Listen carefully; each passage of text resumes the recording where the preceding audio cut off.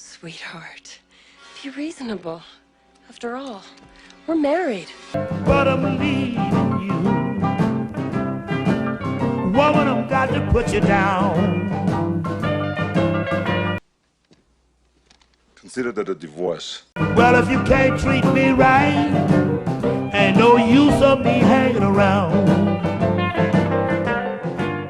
So, say now that we have at least a couple generations who've never really been catechized and may not really understand the sacramental nature of marriage. They may not. What if the church went back to what it once was and only granted annulments for legitimate reasons?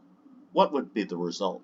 It's all the annulments granted are legitimate. It's just the jurisprudence is way out in left field. That's what's going on. Because you're crazy, I'm crazy, and everyone's crazy. Therefore, no one can consent. Therefore, anyone can get an annulment, quote unquote. So, if you stop the annulments, marriage would mean something, and it would be an institution again. You're never going to stop the annulments, man. It's like telling Planned Parenthood to stop doing the abortions. They're just not going to do it. You have to stop people from going to the tribunals. So how do you do that, John? You do that by telling people the laws that are on the books right now. Canon 1151 through 55 and Canon 1692 through 1696. Bishops have no authority to ignore them or to dispense with them. They have to follow them because they're procedural law. How are we going to get people aware of this?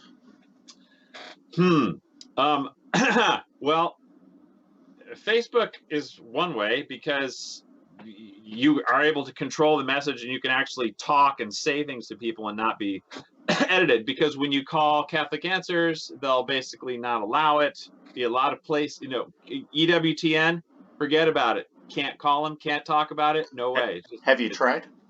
Yeah. And what happens?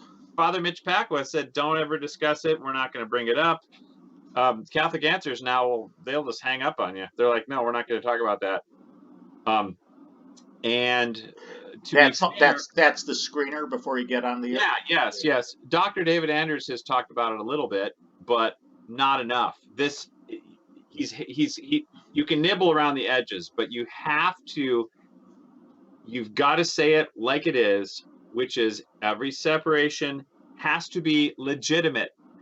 Thank you for watching this installment. We'll be back again in about a week with the next part of our interview with John Farrell. But in the meantime, please check out John's Facebook page, which I have linked down below. Please check out my Facebook page, which I also have linked down below. Please check out these Catholic petitions that I also have linked down below. And please pray for the Catholic Church. Let's